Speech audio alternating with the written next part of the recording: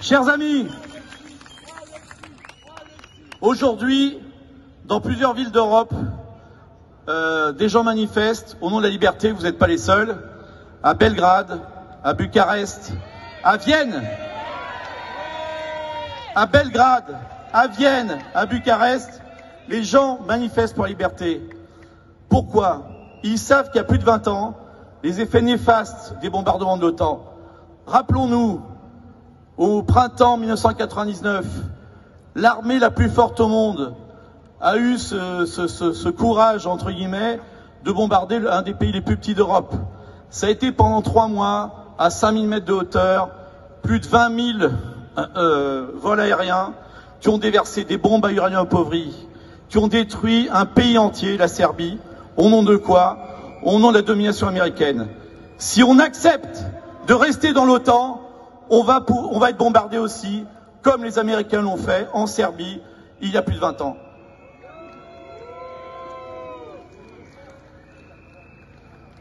Aujourd'hui même,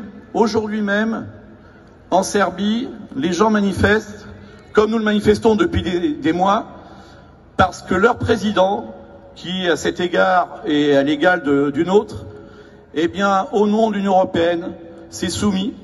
Il s'est soumis à la plutocratie américaine et donc il est prêt de signer ce soir un papier qui amènera une partie de ce pays, le Kosovo Metochi, à être donné aux États-Unis.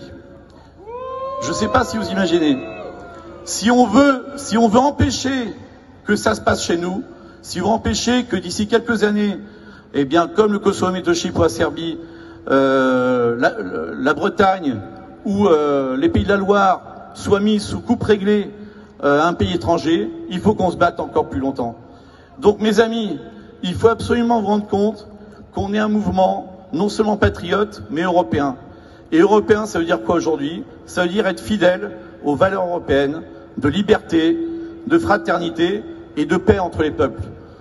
Cette guerre en Ukraine, qui est une guerre civile entre deux peuples en fait, qui parlent la même langue, le russe, qui ont la même culture orthodoxe, qui ont la même histoire, cette guerre leur a été imposée par les États-Unis. Donc nous-mêmes, Français, faisons tout pour empêcher que les États-Unis, de la même façon qu'ils le font dans les Balkans, nous imposent une guerre. Si nous ne faisons rien, si nous ne continuons pas cette lutte, eh bien, d'ici quelques mois, ils feront la même chose que dans les pays de l'Est. Donc, chers amis, vous êtes porteurs d'un message formidable, qui est celui de la paix, mais de la paix qui défend la liberté, la justice. Je vous remercie et soyez courageux. Kosovo, Serbia.